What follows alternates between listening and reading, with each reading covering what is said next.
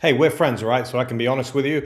I'm going to teach you how to unfuck your job search. Now, you might be feeling stuck, paralyzed, chained even to the day in, day out of the same thing. Apply, wait, nothing happens. Unfortunately, rejection email. Hey, am I going to get employed?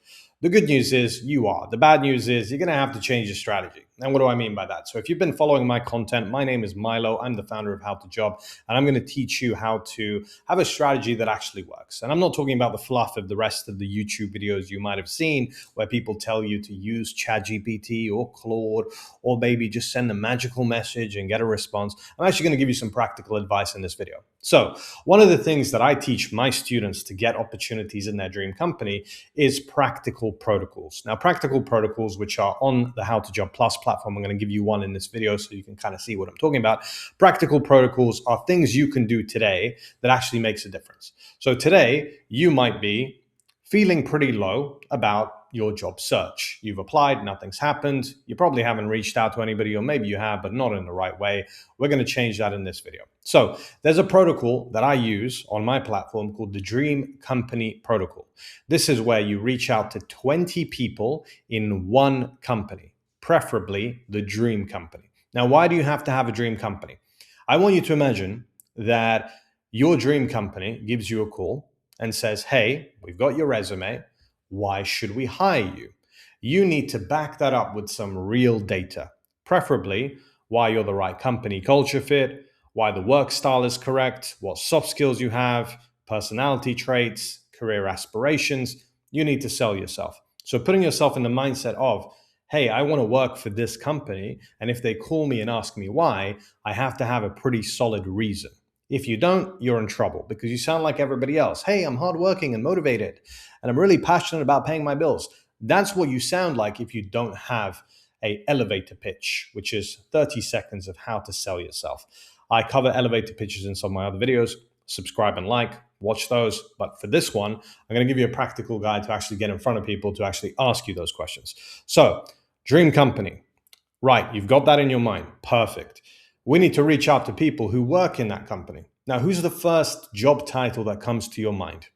Most likely, you would have said recruiter or hiring manager. Now, while that is the logical choice, it's not always the best one. A recruiter, whether it's an agency or directly in the company, will have a specific mandate to follow, i.e. experience. They're going to put your resume through an ATS. If it passes, they may call you. And if they do, it's going to be like a checklist type of question. Tell me about your experience. Why should we hire you? Why do you want to work here? Sounds a bit boring, right? Recruiters are great, but they're just not the best when it comes to networking and actually dealing with real decision makers. So who are real decision makers? Well, these are people that influence the hiring decisions. Now, let me give you an example. Let's say you are a data analyst and you want to work for Bloomberg.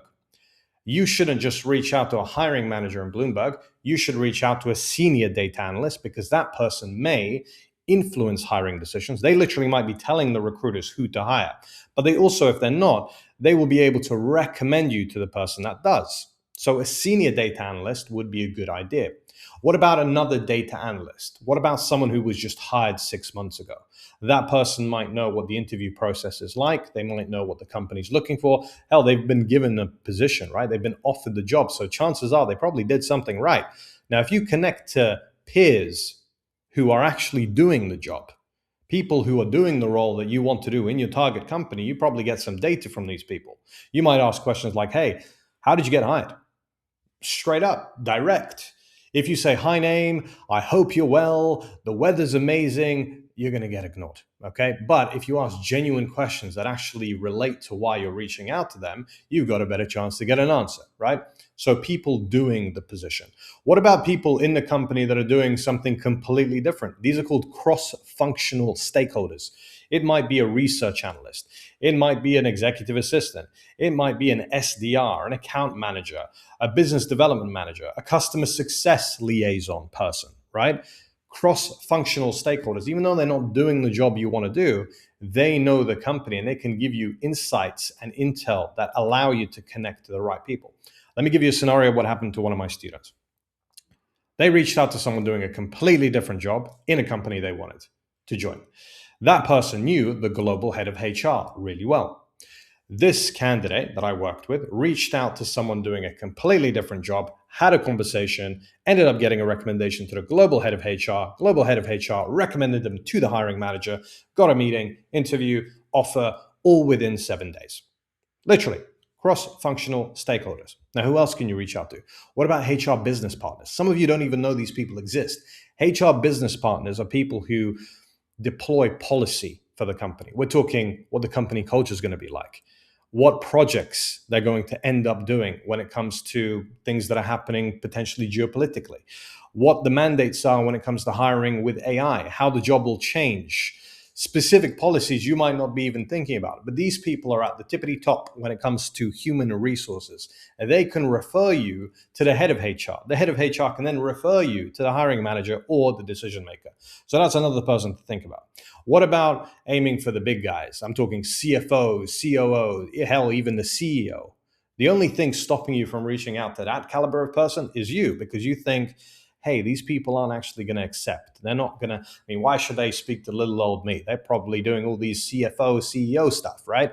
And yeah, potentially they're busy people, but they're also humans and they care about their company. And they also influence the policies that hiring managers dictate to the recruiters when they want to hire you. So getting up to the top of the food chain and getting those guys to influence the decision makers below them gives you an unfair advantage over you actually getting into a role.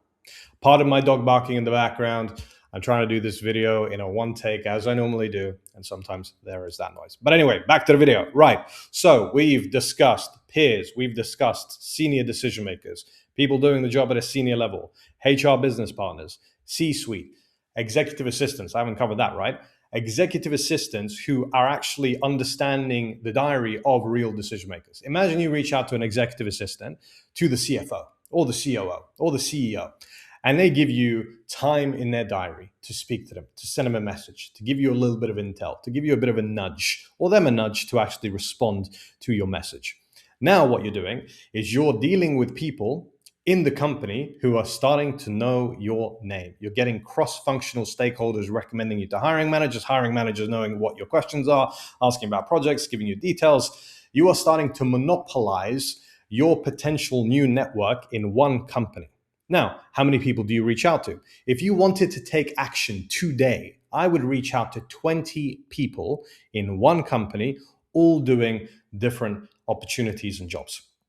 Right, we've got to that stage. You following so far? So you're going to take some massive action. Yes, you've been applying, sure, make a few applications, but we're going to do some real intent networking right now. We're going to reach out to people who work in that company, all at different levels. So I hear you asking, Milo, what do I say to these people? They're probably going to be busy. I've never reached out to people like this, or I've tried and it doesn't work. Stop. Let's take some genuine action. You're not going to send them a message saying, hi, any jobs? That doesn't work. Nobody got a job that way. Sorry to tell you that. You've been wasting your time if you've been sending it. Here's what works. You send them an ad note and you say, hi, name. I can see your job title. Would be great to connect. That's all it is. That's you getting a connection. Now, not everybody will accept. Sure, this is not a 100% foolproof way of getting connections, but it's pretty damn good to get 30, 40, even 50% connections. If you reach out to 20 people with that ad note message on LinkedIn, chances are, let's say you get 20%. 20% of 20 is 4 people. That could be a CEO, it could be the head of HR, it could be the hiring manager, it could be the CFO, it could be whoever it is. Getting a connection gives you the instant gratification. I use this very lightly. I don't really like that word. Not the comfort of knowing it works, but the first step. And that's all it takes to actually get a conversation going. So you get 4 people accepting. So that's your ad note. Don't send an email. Don't send an email. Send an ad note on LinkedIn to do that. So that's your first step. Now they've accepted. What now? Well, you don't not say anything. You actually have to provide some context. Step 2, ask a question. But not like, hey, any jobs? Hey, I really want a job. Help me. That doesn't work. You want to ask a question that actually stimulates a real conversation.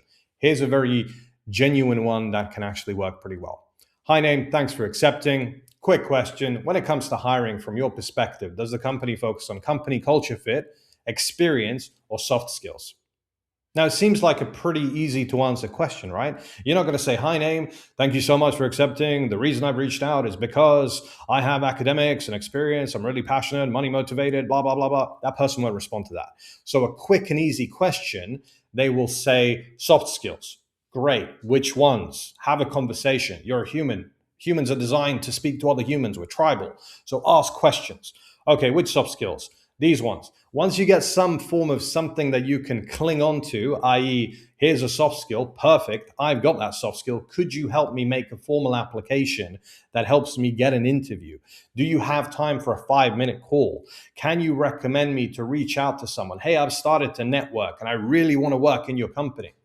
You might feel too proud to do this, and that's fine. But if you don't do this, you're going to be experiencing the same thing you've been experiencing for months, if not years. I literally speak to people that have been applying for 1.5, 1.9 years and not getting a single thing.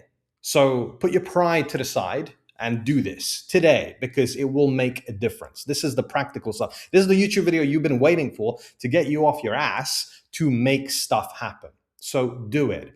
You've got nothing to lose. What's the worst that can happen? They say no, they ignore you.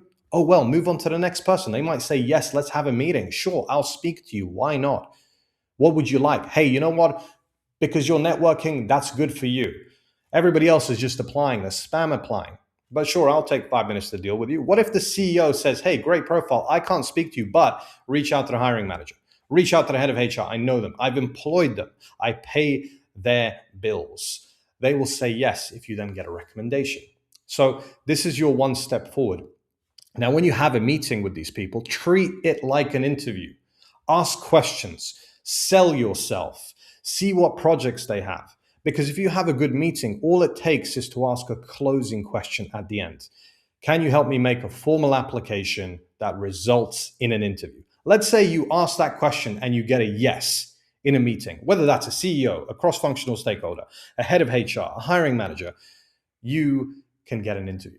And that's all you need to do. That is the dream company protocol that I teach people to do. Now, I've given you the watered down version. Yes, this is very simple, but you might have some questions like, Milo, what do I say? How do I say it? What happens when I get a response?